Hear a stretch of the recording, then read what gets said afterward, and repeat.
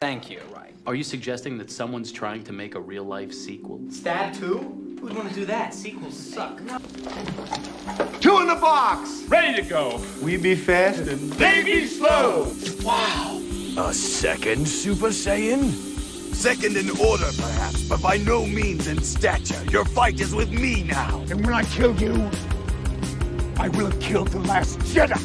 Man, I can't fucking believe this. Another basement, another elevator. How could the same shit happen to the same guy twice? Oh, please, please. By definition alone, they're inferior films. Well, hello, everyone. This is your host, Chris, again. This is Inside the Sequel. You know what this is. This is the podcast where we talk about sequel movies that don't get enough love and attention. And we bring on really cool people to talk about really sus sequels. And I probably have the most sus guest the podcast has ever had, with maybe the defining sequel of this entire show, I would say. I have the lovable YouTuber, Nathan Jones. Nathan, how are you? Is that a beer? It is a beer. I've had a few. I'm doing good. How are you, Chris? I'm great. Hey, remember, this is a clean show. This is a family show. Root beer. Oh, okay. I was going to say, Come on, kids guys. listen to this, and elderly people. And I think this is played in Guantanamo Bay still, too, for torture. Shoot. I was going to say, give me a root beer. Hold the root. How about I give you one beer and then another beer? Wash it down with 1 beer, 2 beers, 3 beers, a shot of whiskey, a margarita, and a Bloody Mary.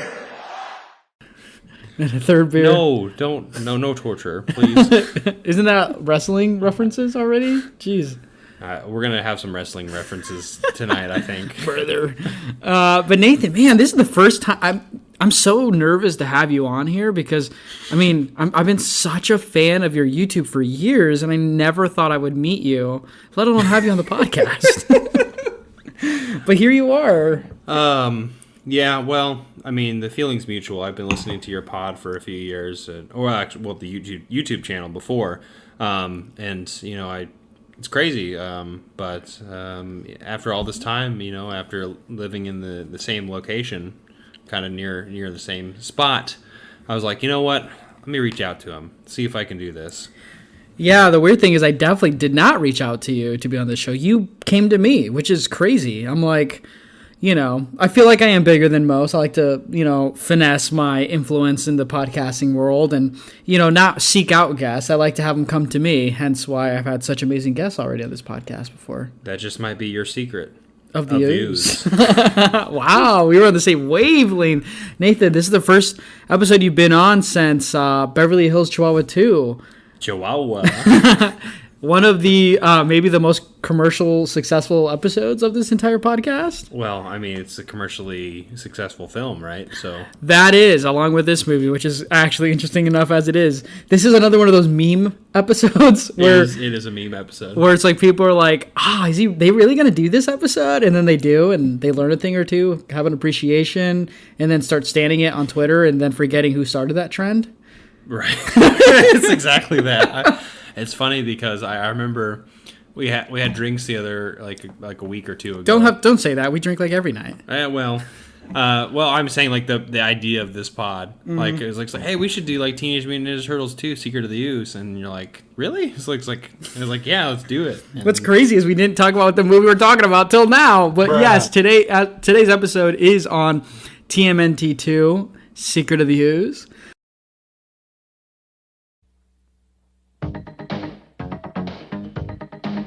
Look who's back. Yeehaw! Awesome! Michelangelo. You dudes want to play too? Around the world! Donatello. Yeah! Leonardo. Hey! Raphael. Yeah, all the good ones, and Hey, Mike, you think you could crunch any louder? I can still hear out of this one. Any luck finding a new place to live yet? And I thought all the really good dungeons were in Europe. Where are you guys? I just like to say, hello. Would you give me that one? Come on, give me back. Shredder! Whoa! The past returns, my son. That's the canister that had the ooze. That transformed us all. Well, you're the last one, aren't you? He's got the canister! Get it! Whoa! This time, it's one for all. You take the ugly one! No, you take the ugly one! Which one's the other one? And all for... Pizza? Teenage Mutant Ninja Turtles 2. The Secret of the Ooze. Cowabunga! Go ninja, go ninja, go! I guess you could say we're the Bebop and Rocksteady of this movie, or of this episode, since we're just like making jokes and we're deformed animals as well. Well, don't reveal our true form, man. But Nathan, what are you up to, Bucko? Like, what have you been up? Like, you been doing YouTube stuff? Yeah, I've been doing some YouTube stuff. I just finished my ABC movie challenge, so I've been watching, I guess, a film in my collection, going through A to Z unwatched films, and that was a nice little thing that I did.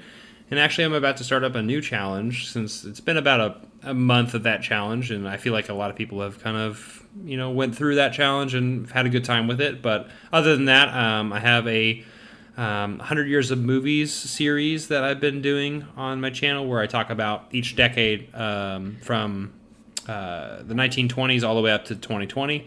And I have a guest coming up soon for that, so that's what I've been doing. I've always wanted to ask, why do you do the 1920s? There's not like any good movies from that decade. Why not just, skip past it? Start when real films started coming out, the 70s. Silence. That's all I'll say. Nathan, you don't have to pretend to like 1920s movies because everyone else on Twitter does. It's okay. You're in the YouTube world. He's reading from a cue card, by the way. Yeah, which, by the way, I need to start putting cue cards in my channel. That would make things a little bit more flashy. What happened to your Baby Yoda that you used to have on the channel? That thing's... Did you give it up for adoption? No. Oh. Baby Yoda's there. He's still there. He's just off. He's off camera. He'll pop up if I want to get views. I will talk about Star Wars.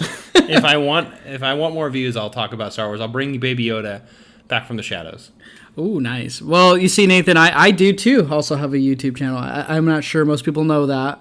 But we do things like rants, ranking sus and simp films. And I like to think we're on the higher echelon of the YouTube world. From where you're standing, am I above am I high on the pedestal for you? Or do I got a lot of catching up to do? Yes. But for those who are for the first time, I guess, tuning in, and it's for a Teenage Mutant Ninja Turtles movie, I'm like, what do you do with your life? Right. Nathan and I are going to dissect this 1991 film. And Nathan, you actually were the one that approached me for it. That's true. Before we even get into the Teenage Mutant Ninja Turtles, I got to ask, man. So this movie came out in 1991. Right. What year were you born again? A year after. So, did you watch this movie when it was in theaters in the womb, or did you have to seek it out? I don't think so. I don't think my mom and dad went to the theaters for this one.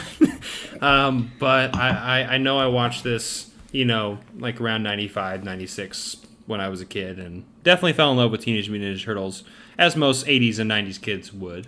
Yeah, and this is a kid's movie, so Nathan, is a kid. I'm a kid. Yeah, and I know you love watching your come and sees and anything on the Criterion channel and my silent pictures. Yeah, I think you bought that new Serbian film Blu-ray release that recently came out. I saw it on the shelf. That's all. That's as far as I've gotten. Yeah. And I know you're gonna probably buy it and just display it for a video or two. It's cool. When's that next giveaway, by the way? I haven't received my Blu-rays. We got a cut here. Well, what I was gonna say is okay, so the 90s I think were ripe for us for watching and reminiscing about kids shows and kids movies, especially now at I feel in our age group. I know you're a millennial and I technically am too. We are going through a renaissance of the 90s culture coming back in style with clothing, even with pop culture references you anime, DBZ, Rurouni Kenshin, Neon Genesis Evangelion. These things are getting more popular again. I mean, as someone who was born in the early 90s, like, how do you feel when you go, like, to rewatch? Do you rewatch often, like, a lot of movies, like, as a kid? Because I know I usually do, but I don't know. Do you?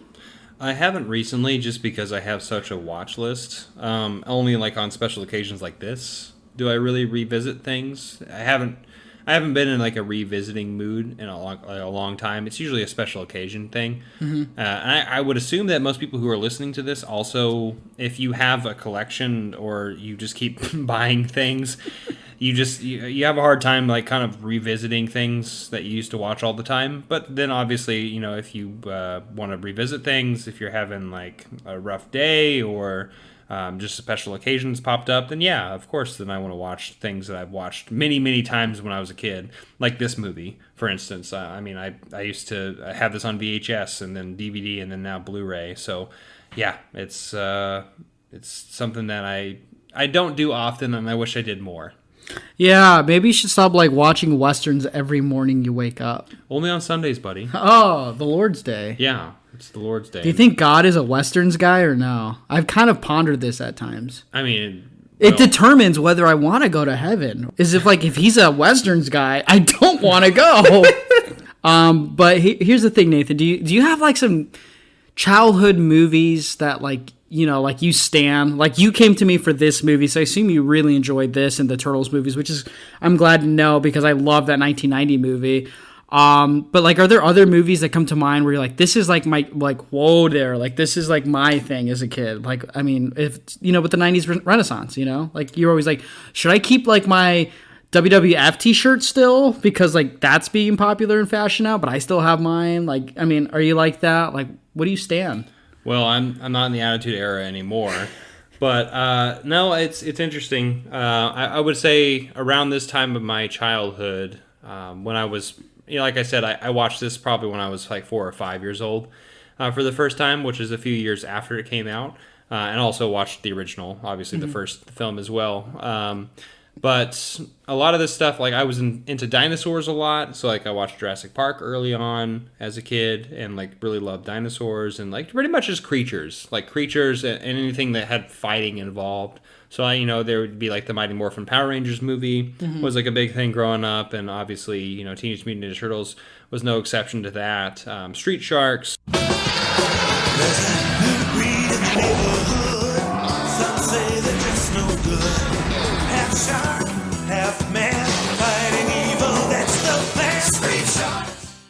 Like the ripoffs of, like, what's the Gargoyles? Gargoyles, I love Gargoyles, and I also enjoyed the Batman animated series. What's the dinosaurs? Why can't I think of the dinosaurs? Oh, Digimon. No. It's literally like shark. It's like Street Sharks, Extreme Dinosaurs. That's what it is. Extreme Dinosaurs was a show, and if anyone's listening to this and remembers this. This was, like, pretty much a ripoff of Teenage Mutant Ninja Turtles. Like, that's the shell, and Street Sharks would take from that, and then, you know, the third tier would be Extreme Dinosaurs. So look it up. But yeah, of course I watched, like, you know, Gargoyles, obviously Disney and all those things. I mean, that's pretty jawsome, dude. Jawsome! Yeah. I was gonna say, like, something spectacular, but I can't remember what all the lines were. How come we never got, like, an animated TV show of the Gorgonites' adventures? I don't know, but Small Soldiers was my first PG-13 movie. I remember that. You sneak to watch that one? Nah, Mom bought on VHS. Your mom knew you were more mature than... She didn't look at the fucking ratings. Like, okay, so I mean, I know you, like, you're one of those people who... Like, you remember distinctively a lot of, like, your childhood things because it influences a lot of, like, your adult tastes. Like, I remember I was listening to the Cobwebs episode where you're talking about samurai films with Daniel, which was a fun episode. I like when Daniel gets educated instead of Daniel doing the educating, you know? He has, like, such a dad thing about that.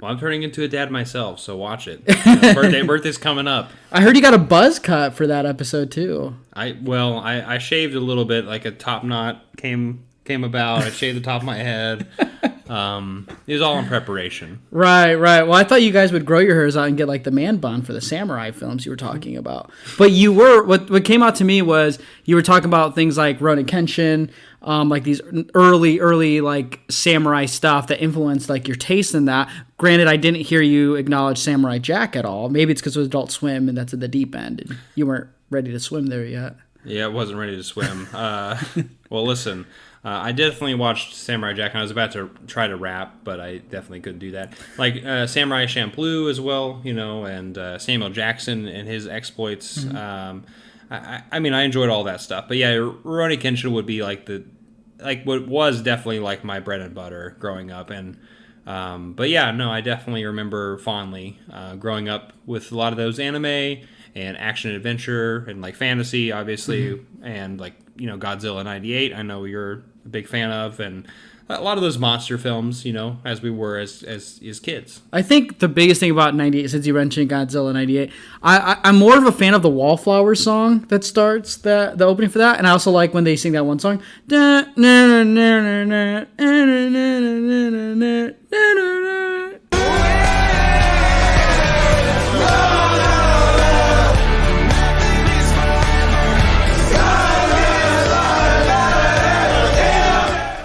No, we'll have a clip probably somewhere. Listen, I haven't seen this movie since '98, so it's been a long time. Well, I mean, do you remember watching Teenage Mutant Ninja Turtles, like the animated shows? That's my big question. Yes, of course, and I'm talking about the '80s show. Okay, like that's the one I watched growing up. The one that's like Teenage Mutant Ninja Turtles. Yeah, like with Krang and Bebop and Rocksteady, of course, and Shredder. Yeah, of course. I used to have. Unfortunately, I do not have it anymore. But I used to have the DVD collection with in the Turtle Van. So, I used to have that. But I got rid of it. I don't know why, but I did. But yeah, I love that show.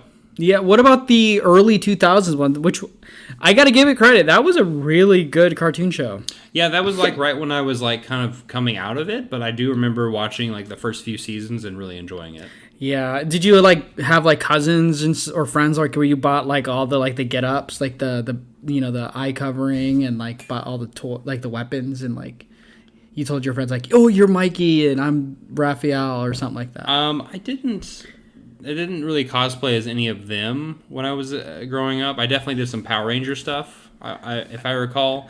But I would say that like I got some of the action figures more from like the '90s, like the lines from like Hasbro and Todd McFarlane stuff. Yeah, like I remember a lot of that stuff growing up in the '90s and seeing a lot of those action figures. I know we're like joking around and juicing and stuff, but here's the thing. I think it's so fun to like go back. I am someone who likes to revisit childhood stuff. I think anybody who knows me knows I would like to reference it a lot, but I think being excited to talk about Turtles is a big thing for me because like you mentioned, like things like of that nature were coming out often and it was so cool. Like you think about like the late 90s, early 2000s. I mean, I was dressing up like one of the Turtles. I dressed up as a Power Ranger. Which was your favorite color, by the way? Was it red too?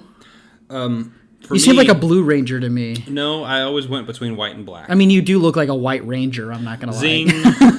But no, I definitely picked between the white and black Ranger. Nice. Usually I would go back and forth because I always loved that dichotomy. Yeah. And the Mighty Morphin Power Rangers is like the most iconic for sure. Yeah. But like also like dressing up like the late 90s Batman with like where he wore the gray suit instead of the nipple suit. Well, no, remember like the early one before, like the Justice League Unlimited cartoon, he wore like a gray suit with the black cape and the yellow, or like the black bat insignia. That was always a really cool get up. I feel like as a kid, it was really fun to be in, like growing up in the late 90s, early 2000s. Yeah, absolutely. And toys were cooler then too. Yeah, because there were obviously we didn't have money then because we were children. But I do remember going, to like KB Toys and like Toys R Us and those places, and really just I would say like I would have like a monthly allowance, and that's kind of what I would spend my money on with my parents, and so that was really cool. Yeah, in like the late '90s for sure. Mm-hmm. So, and then you think about things like that were kind of popular. Like, I mean, this could be just a whole 90s nostalgia trip right here. Because, like, I mean, you could get, like, Pokemon cards at this time, and it wasn't like you had to line up at 5 a.m. to get one at Target. Like, you can't, like you do now. Don't bring that up yet. Yeah, like you could do. Apparently that's happening now. Right. I mean, you could do that so easily then. You'd have, like, cool toys like those dual discs. You get, like, do you remember, like, those memes where it's, like, that, like, Knight's castle with, like, the drawbridge and, like, those little I had that Knight's castle. Yeah, with, like, the little knight figures. Yeah, I had that thing. And actually, as a kid, I never really messed with the knights too much, but I had that castle. And so what I did actually is, if you remember, like the army men, you would always get like the green and tan army men. Yeah. I would always like kind of go out of my way and find I had, because we live near a Civil War battlefield here where we live. So Wilson's Creek. Yeah. So I actually got like Confederate and Union soldier, like little army men. I also got like ninja and samurai army men.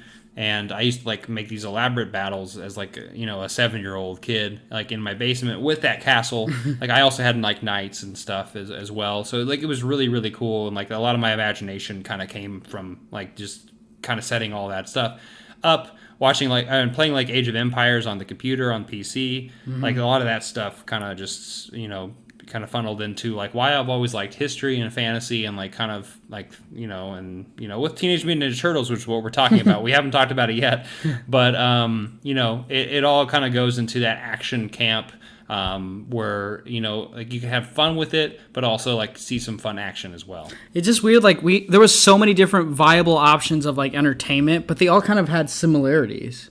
You know, like you could watch Teenage Mutant Ninja Turtles, but then you'd have like gargoyles and street sharks, which are of the sort of same premise of Teenage Mutant Ninja Turtles. You get these creatures that do fighting and stuff like in crime fighting, and then you could get anything like from Transformers having a resurgence in the 90s. You could have like Gundam, kind of borrowing that. Then you know you would have something like Ultraman, and then you'd have Power Rangers with it. You know, it was just such a cool.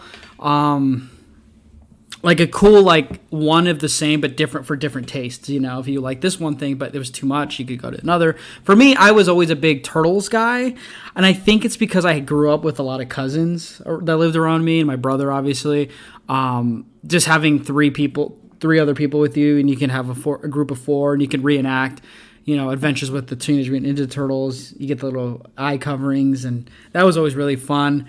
And I think it's also, I have to credit that 1990 movie being such an influence for me growing up. Like, I remember watching that movie a lot of times and just, like, reenacting the fight scenes and just jumping around and trying to do karate stuff. I don't know, like, martial arts was so cool as a kid. Yeah, no, and martial arts was a lot cooler in the 90s, it seemed like, too. Obviously, there's, like, been a revival with Cobra Kai, but for the most part, you know, like that, a lot of that stuff came from like the 80s and 90s love of like martial arts and the ilk, like Taekwondo, Kung Fu, karate, like all of that was like really huge in that era. And you know, it seeped into like, I guess, commercialism, which is what, like, you know, we got these properties like Teenage Mutant Ninja Turtles and all these other shows that we mentioned. And really, it just kind of went from there. It's like, you know, we bought toys, like merchandising was really big. We got VHSs of things. We watched the shows, watched the movies, obviously, and got in the action figures, and like we dressed up as them as well. And like we, you know, pretended that we were these characters. And so that was like really, really big for us growing up, because I think overall, it just leads to social interaction, one, even though it's like, obviously we're a bunch of weirdos like dressing up like these things, but at the same time, you know, like we're connecting with things that are much bigger than like what like the surface level of a lot of these things are. And I think you know, like watching something like Secret of the Ooze, where obviously we'll talk a little bit more about like environmentalism a little bit and like, you know, the repercussions of that. And it was, you know, like that is obviously a backdrop of what was happening in the 80s with like the ozone layer and so many other things. Obviously I'm making a lot of jumps here, but obviously watching this with modern eyes as an adult is really interesting to see how all these things are connected in that way. Yeah, and with 1990s Teenage Mutant Ninja Turtles, it's a commercial success. Like, it's actually one of the highest grossing independent films of all time. Like, it made so much. It made over. I think it made over $100 million, and it had a smaller budget. It had like the Jim Hooper or the Jim Henson, animatronics in there. He died shortly before this second one came around. Yeah, and it had really good stunt work. Like it was a dark movie. It had a lot of '90s references and really great set piece action. For a martial arts movie like that. And as a kid, I think I was exposed to so much like violence in like a good way, I would say. Like, it was fun to like do like these flips and like kick and punch and stuff, and like love pizza and like understand like my time and place. And it was also a movie talk about youth in revolt. Like the Foot Clan was built among a lot of troubled teenagers in the 90s in New York. And it was a big deal, so it did really well. Now, I never had seen 91 until Nathan told me he wanted to do this episode, and I'm not gonna lie, I was surprised by how much more of a message there was with this one compared to the first one. Yeah, and going back to the first one, thinking a little bit more about the comics and how like dark and adult they were to begin with, which is crazy because like obviously as we're watching or reading these comics more as we're older, we're like, wow, these were a lot darker, and they were adapted more towards kids, like in the properties and like in more accessible, right, as they went on, and obviously the film did that. And the second film did the same thing, and the second film, just like Chris was saying, yes, it has a message, but it's still goofy as hell. And like the lines are goofy, and like a lot of the action's really goofy. But yeah, there is a little bit more of a messaging here. Yeah, they do a lot of things different. So for those who haven't seen the second movie, it came out literally a year after the first film, which is really never a good sign for sequel movies, I will say. Like, if comes out a year after, it's going to either be rushed, it's going to be botched in some way. And you kind of see that. My biggest complaint with this movie, even when I tried watching it before for this video, like years ago, my problem was they changed the voice acting.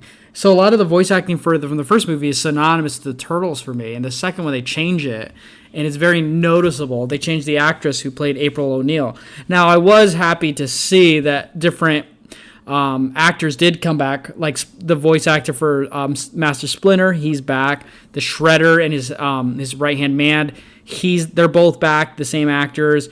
You get David Warner in this movie from The Omen, and later on he'd be in Titanic as well. He's in this movie too, which is kind of on wild. TV, yeah. Like on TV of the movie. Like, he's introduced in TV, but then he shows up as like the scientist who kind of has a lot more to do with the Turtles' backstory. You have Vanilla Ice in this movie. Yeah, which it was a surprise for you. Yeah, I had no idea Vanilla Ice was going to be this movie. But I will say, like, these Turtle movies have really good soundtracks.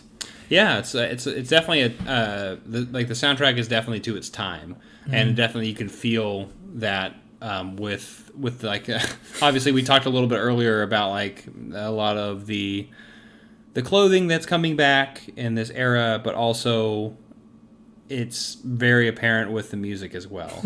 And when Vanilla Ice pops up in that club at the very kind of end of the movie, it's definitely an iconic moment, and it's the second biggest song that Vanilla Ice ever produced. So I mean, it's still pretty lasting memory. Yeah, on the culture. And I think it works for the scene too. It's pretty fun, honestly. But the thing about Teenage Mutant Ninja Turtles 2: Secret of the Ooze is that the movie made a lot of money as well. Turtles freaking sell, dude. Like, maybe in the early 90s, I don't know. Action figures, man, and the, like I said, comic books, action figures, people dressing up like it, like you and like your cousins, and like that's how it went. Everyone wanted to be a part of this thing. Yeah, I mean, I feel like I am not the only one in saying like, oh, like, you learn some traits about yourself with like friends or cousins and stuff like that with the Turtles, because it's like the thing about the Turtles it always set was like the certain member was like more driven towards a certain like educational purpose. Like, we know the Renaissance, named after Renaissance painters, art painters. Yeah. Oh, well, not just painters, but like artists in general. Yeah, and figures, right? Renaissance figures, and like they all had like certain traits. Like Raphael's like the hothead. He's the one who's good at fighting. Leonardo was always the more stoic, leader. And then, like, Donatello was the whiz, like, the smart guy. And then Michael was Michelangelo. He's just the what's his trait? He's the party dude. He's a creative. He's the silly one who wants to just have fun. He's just the vibe, dude. He's the vibe in modern terms, which Chris can explain that better than I can. Right, but here's the thing. I don't know if you noticed Nathan, but the violence of this movie is significantly toned down compared to the first movie. Yeah, it definitely is. Like you were kind of alluding to at the very beginning with the first film. It's darker than you expect, but this one is certainly a lot friendlier towards the action, and like literally all of the fight scenes are goofy in some regard because there's usually some kind of pun that's involved, dad jokes, which is what I'm all about, honestly. So to me, I enjoy it now, but obviously as a kid, I don't know what I'm watching. I just enjoy what's going on. So if I'm watching this as a kid, like I'm gonna enjoy it just as much as probably I'm gonna enjoy it as the first one, but probably not see as an adult if I watch the first film. I would probably see those messages a lot clearer, but in the second one, like the environmental factors are there, but it's more of a fun, laid back film comparatively. Yeah, that's true, but it's also one of the best martial arts movies ever made. The first one? ever made. Yeah, the Turtles movies, like, I mean, those who are gonna be big, Atkins Undisputed listeners, or they stand like those Criterion Bruce Lee box sets, or Mortal Kombat. I'm talking about 95 Mortal Kombat, right? Or the new Mortal Kombat. Like they're like, oh, these martial arts movies are so kick ass. Well, go back and watch these first two Teenage Mutant Ninja Turtle movies. The first 5 minutes of the movie, you get a legitimately cool martial arts action with that kid, Keto. Yeah, the pizza delivery guy. Yeah, like I don't know how old he is, but he totally body shames a woman. Outside of that was like one of the first lines, and Chris is like, "Oh no!" Like right when it happened, and everyone's eating pizza. Like everybody, literally. The police, even the guy who's getting like handcuffed. Everybody in the opening scene's eating pizza because it's that big of a deal. Did you notice on the sign it said Sal's Pizza, which was weird? So I was like, is this Spike Lee's neighborhood? It's not. No, it's not. Do the right thing. You'd think though, but then again, you're like no. There's all this city light stuff. Like it's not it's not super hot. Like out there, it's super bright. I had a hard time believing this movie actually took place in New York because unlike the first movie, the second one, New York looks really clean. This is a junkyard movie. Come on. But here's the thing about there's some. I think this movie has both of them, but this movie I noticed more. The martial arts is really cool because the movie was censored because of the weapons that the turtles use, which is really stupid if you think about it. They don't use it to slice and dice people, but they don't really whip them out ever. They mostly are just doing hand-to-hand combat. Yeah, you would think. I mean, so Raphael and Leonardo have the sharp weapons, and they're the ones who don't use those weapons. Like I remember a sequence in this film where Leonardo stabs two swords in the ceiling, and two henchmen are on the either side of each other, and they have bow staffs and whatnot, and they're about to hit each other, or actually they're about to hit Donatello, or sorry, they're about to hit Leonardo, and he grabs the sword, sticks him in the ceiling. Does a gymnastics move to get out of the way, and then the bow staff people hit each other. The 2 Foot Clan hits each other, and it's well, you could have just sliced them. What idiots! What idiots! Come on. Did you ever have a favorite turtle growing up? Yeah. I mean, I was always a stereotypical Leonardo fan, just because I was always a fan of swords. But as an adult. And one that I grow more akin to, I like Michelangelo because he's the fun one. Yeah, Michelangelo. Did you make? I'm pretty sure you cracked a joke about other fellow podcasters that you knew about the Turtles. I did mention a friend group of ours, and I did talk about you, myself, and another YouTube or another podcaster, and then another friend who has actually been a guest on your podcast. Yeah, why don't you go into that? Both of you to assume we're just all friends too. Oh yeah, both of us. I did compare us to the 4 turtles, and I said who would be who, and so Seth, if you're listening, buddy, you're Leo, you're our leader. I definitely picked you. Chris, I chose you as Michelangelo. You're the goofball of the group. This is why he's so lovable. And then I chose myself as Raphael because I'm the hothead. I'm the one who... You definitely start fights the most frequent, yes. I don't know if that's true. But then I picked our boy Daniel as Donatello. It's because Donatello's always like the one who ruins like the Cowabunga, and then he'll be like, somebody's like bodacious, and he'll be like bossa nova, and then people are like, what? That's like Daniel. Bossa Nova. Like, yeah, come on, Stan Getz. Everyone knows Bossa Nova. Listen, if you don't like Bossa Nova, get out of here. And of course, Dana's gonna be the one that doesn't understand the jive. Like he's the dad of the group.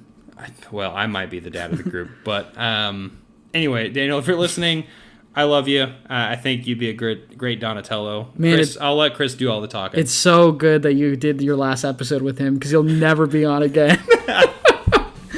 But Secret of the Ooze, so you were the one who prompted me to watch this with you and stuff. Like, why do you like Secret of the Ooze a lot? It can't just be because of the environmentalism. You weren't that smart as a kid. I was not that smart as a kid. No, I just have most of my memories of these first two films come mostly from the second one. Okay. Which is weird because obviously it's definitely like the weaker of the two.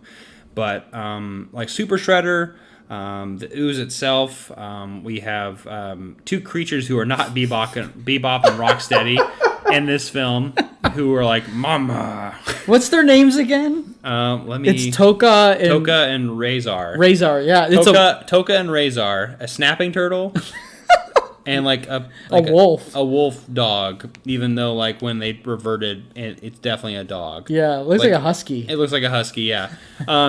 So anyway, Tokar and Razor, they're not Bebop and Rocksteady. But anyway, yeah, going back and thinking about my childhood, I remember Super Shredder very well. I remember the Ooze very well. I remember this, like the Foot Clan. I don't know why, but like I have like a photographic memory more with this film. This movie is visually more appealing than the first one. The first one is pretty dark. It's a lot of good storytelling and action, but there isn't like a lot of like attention for kids to draw into. You know what I mean? This movie, like you said, there is a lot of visual cues in here that would set with, if I was a kid, I would remember a lot of this stuff. This would also be the movie I probably play when my parents are fighting in the background because they can't pay the mortgage, and I just turn the volume up more when Toka and Razor are on screen. You're like, remember the time that Splinter had like a bow and arrow and like a quiver on his back, and he saved the turtles from Tokar and Razor and Splinter, or and Shredder and the Foot Clan in that junkyard that they were fighting? It's like, oh, Mom and Dad, you guys are fighting about the mortgage? Well, I'm gonna turn this up. Yeah, I have a lot of movies where it's like my comfort movie when there's like family duress and there's a lot of fighting. Like Rob Zombie movies like make me feel at home. Like that's disturbing. You need to talk to a counselor. You need to talk to somebody about that. But I will say, I gotta credit TMNT too, man. Like, it really feels like it's paying homage to a lot of deep cuts of the comics. Like, the goofiness of the 80s, TMNT 2 is, like, the one that captures it the most. Which is weird, because the 1991 feels a lot more reminiscent of that 2000 show that came out later. Yeah, it's interesting that you bring up the 80s too. Like obviously, like things like this and like Showdown in Loto Tokyo, which came out like in the early 90s as well, like had like that reminiscent feeling from like the 80s. Like it still feels like an 80s movie. Yeah. Even though it's not. It still had like that residue that existed, or that ooze that still existed there. But yeah, I guess it would go more towards the cartoon that it would populate in the 2000s, because like we said, the first film a little bit darker than the second, and obviously more commercially successful, is to appeal to kids. And if the parents of the kids want to watch this thing, then yeah, of course they're going to go more towards that route.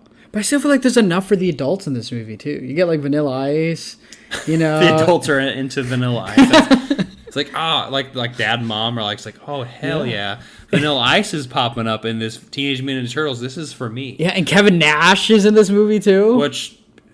We didn't know Kevin Nash was in this film, but I will say, like, learning about that he was Super Shredder was pretty damn cool. It was like AK Diesel, right? Yeah, Diesel. You know, Kevin Nash. He's WCW. WCW. I mean, if you're a more recent fan of his, he's in The Longest Yard remake with Adam Sandler. But yeah, Kevin Nash, he's in there. I wish Scott Hall was in this movie, though. That Razor Ramon is not. He's too cool for it. Yeah, Okay? I mean, he would have fit in the crowd with like a hairy chest and like curls. Right. He could have been one of the Foot Clans. He could have been. Oh, here's the thing about this movie, man. The Foot Clan are chumps in this movie. The first movie, they're pretty cool because like there's Danny, which is funny. We're talking about Daniel, but there's a kid named Danny in this movie who joins the Foot Clan. Shredder, I swear to God, how does he fucking live? Because when he pops up in this movie, I'm like, holy shit! Like, forget everything you thought in the first movie. He's back, baby. He keeps coming back. Yeah, and that's what he does. And he feels more he feels more reminiscent, like I said earlier, of like the 1980s incarnation of him, like with the purple cape, you know, and everything, doing like the science experiments. He's totally like of the 80s, which I really like. Yeah, him and his right-hand man who is just making noises. I don't think he's actually ever in the comics. I feel like he's just in these movies. I don't know. I haven't read the comics in a long time. But maybe he is. But where was Krang or Krull or the aliens? Krang. Krang, yeah. Krang, which I'm not going to butcher how I talk like Krang. But, you know, maybe a little too far out there for the live action crowd. Yeah. I don't know. I think this movie is pretty fun. It's not like, I feel like if I want to watch a legitimately like OG movie, I'm gonna watch 1990. But 1991 has some rewatchability. I'm not gonna lie. Like, it's pretty fun. It's entertaining. The action is pretty good. I was genuinely surprised in how good the choreography was. It's crazy we haven't talked about the plot, and we're about 40 minutes into this. Well, that's because people need to like listen to our pros and cons, so then they can just go watch the movie. Ah, true. Well, you want to do a little bit of a plot? Sure. Well, let's see. So there's a lot of mishaps in this movie, but like the central story is from the first movie. They talk about how the Turtles came to be, which is they were a botched experiment of sorts because the company that was doing pollution with their liquid experiments got into the sewers, hence how the Turtles and Splinter showed up. They're still like, this literally like takes off like, I feel like days after the first movie ends. Yeah, it's not that long after. But like Casey is not in this movie at all. He just disappears. Yeah, he's playing hockey somewhere. Casey Jones is gone. He's gone. Yeah, even though he was totally about to bang April at the end of the first one. In his place, well, actually, based on what you just said, I can't say what I was going to say. But I was going to say, you said Casey Jones is gone. Like, now Nathan Jones is here. In his place. Oh, no. And then immediately you said he's there to, be with April. And I'm like, well, that's not me. Really crazy thing, though. Do you remember at the like in the middle of TMNT 1 from 1990, Raph leaves the theater and it's Critters 1 or 2? And like in the background of he just watching, he goes like, "Man, where do they come up with this stuff?" And then Casey Jones shows up and they start fighting. I vaguely do recall this part. I love 1990 TMNT, which is why like I feel bad talking about Secret of the Ooze because it will never, like, no movie can surpass 1990 for me. Like that's the best movie of all time. It's on the pedestal of one of the best independent films of all time. Like Blood Simple, people talk about like one of the best independent films, the Coen Brothers. Like, wow, this is like the debut of the Coen Brothers, but like, does it compare to Teenage Mutant Ninja Turtles from 1990? Honestly, I honestly believe TMNT is a way better movie than Blood Simple. Too much of a Western type film too for me. Yeah, Westerns, they're only for people who watch them on Sundays or something.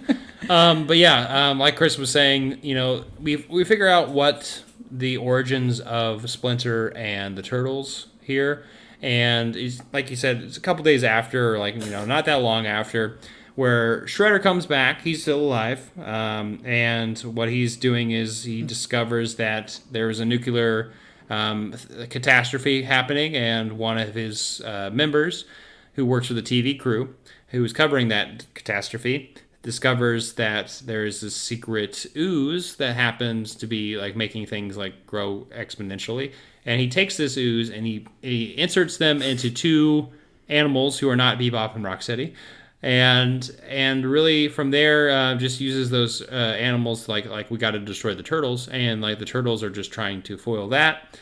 And it's pretty much most of the plot, really. Like, there's not much of a plot here. It's pretty cut and dry. Like, yeah, it's pretty simple. Yeah, so it's like for those who aren't into film, this is a way to get your feet wet. Just dip them in some ooze. But yeah, I haven't actually seen the third one, which is Turtles in Time. Turtles in Time. I think is what it's called. I am like genuinely interested in watching that one because two's not as good as 90, but it's for a sequel. It does kind of pack a punch. It's more kid friendly, so it's kind of weird. Like if you want the more one for the adults, it's 1990. For the kids, 91 is totally going to be the one for you. And like I said, if you're a fan of that 1980s animated TV show, 91 might be the one for you. I'd say watch them all. I would even watch the third one, which is obviously I haven't watched it with a modern eye, but I would say I know it's the weakest of the three, and I think it's mainly from, I want to say, the practical and makeup effects, because they're like really botched in the third one, if I recall. Like you can tell, like it's just a guy wearing like a turtle suit. And the head is the most noticeable one part about it, and I'm sure that there's people who who are doing the voices who aren't there and in different products.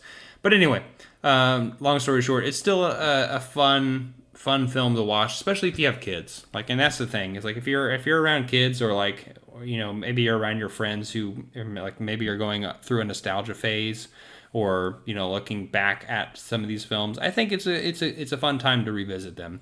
And I just don't put too much thought into watching these movies. Yeah, but I still think there's a lot you can take away from. Nathan talked about the environmentalism. I also think about the public. The public's responsibility in keeping corporations in check. April O'Neil is a news reporter who's always, in the first and second one, she's dedicated to revealing the truth, letting the public eye know of these damages. It's also about acceptance too. The turtles throughout both movies are always, Splinter always says, we can't leave the sewers. It's not where we belong. People won't like us, even though it's always kids, usually outcasts. So in the first one, Danny was an outcast didn't want to get along with his corporate father. And in the second one, Keto, he's just a pizza delivery boy. He accepts the turtles. He's fascinated by them.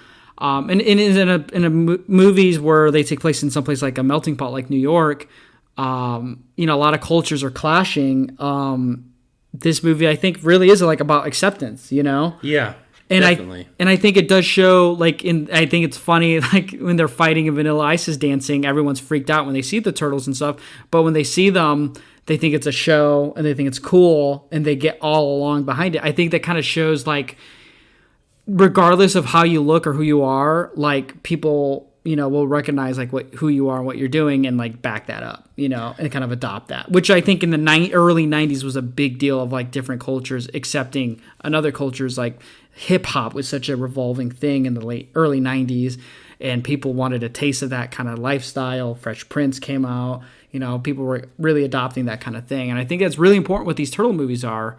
And I think that's also a really cool thing that I feel like the Turtles are such a universally loved property in general. In the 90s, even after the movies, they were doing public service announcements on PBS. They were doing commercials. They did live Broadway broadcasts, even though they were pretty shitty.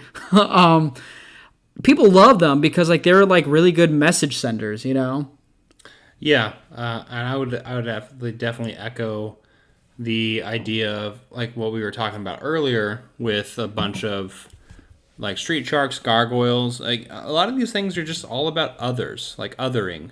And it really just kind of, I feel like looking at these with adult eyes and thinking about just the idea of a child being exposed to people who look different, or obviously none of these characters actually exist in real life, but the general idea of is just acceptance. And I think that's a very big key to why I think a lot of us in this community are so accepting, is because we expose ourselves early and we keep exposing ourselves constantly throughout our time with movies or TV shows.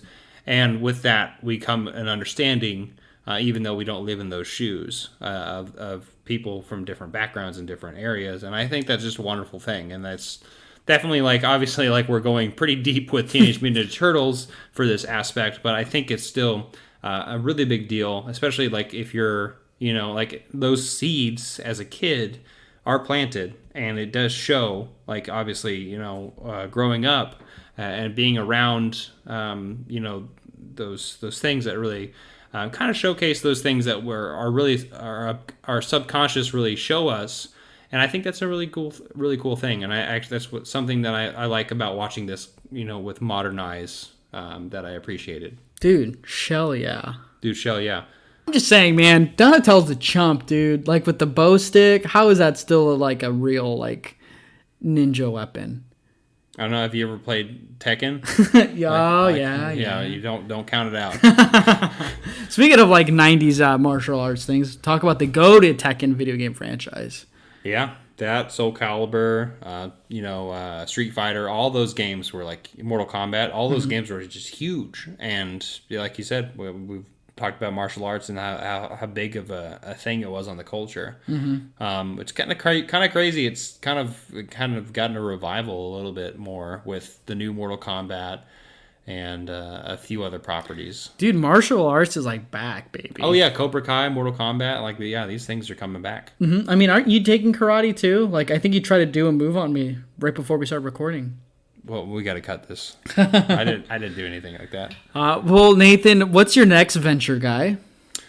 Like I said, I think I'm gonna go with a new challenge that I have, because I just keep buying things that go on my shelves, and I feel like having some kind of structure is a good plan going forward with this. And I honestly want to share that with other people, because I know that I'm not the only one out there who buys films and like takes a while to watch them. So I feel like this would be something fun to expose other people to a challenge that I might be thinking about. And then just the typical kind of just watching as things go on, when I'm feeling, and as I'm going along. Yeah, where can people find this extremely indie YouTube channel that you have? Yes. You can find me at Nathan Jones on YouTube, and obviously that name is fairly common. Speaking of wrestlers, the Australian wrestler Nathan Jones, this is my spiel, is that if you type my name in YouTube, you'll probably find the Mad Max Fury Road Troy / WWF former wrestler Nathan Jones, but that's not me. You can try to find me at Nathan Jones Blu-ray, like you can type that in, or Nathan Jones movie review. I'll pop up, and that's where you can find me, and I'm sure that Chris will probably put some kind of link in the description of some sort. Yeah, definitely I will. And Nathan, you'll definitely be on for our next sequel episode where we talk about The Rock versus John Cena WrestleMania sequel. Remember when they first fought in WrestleMania and then they come back for a second time around? You'll be on for that. I can't see that. But you can follow Nathan on YouTube, and he's also on Twitter as well. Links will be in the description at all. If you are a fan of the Teenage Mutant Ninja Turtles growing up, or just, forgot about sequels, don't get enough love, you should think about following this podcast. You can follow us on Twitter at Sequelpod. You can also follow this show is available on iTunes and on Spotify. Check us out on our website at www.insidethesequel.com. It looks like it's a sketch site, but just go through the BS because it's legit. I promise you that. And you can follow me as well for all my distaste for Westerns and anything of relevance. That's at Hertastic_Chris on Twitter as well. I want to thank you all, especially Nathan, for joining on this episode. And for those who are listening, give us a like. I'd really appreciate some reviews. I get a kick out of people actually enjoying this podcast. But other than that, thank you all for listening. And remember, if you aren't into Teenage Mutant Ninja Turtles, do you really care about cinema? Anyway, we'll see you next time.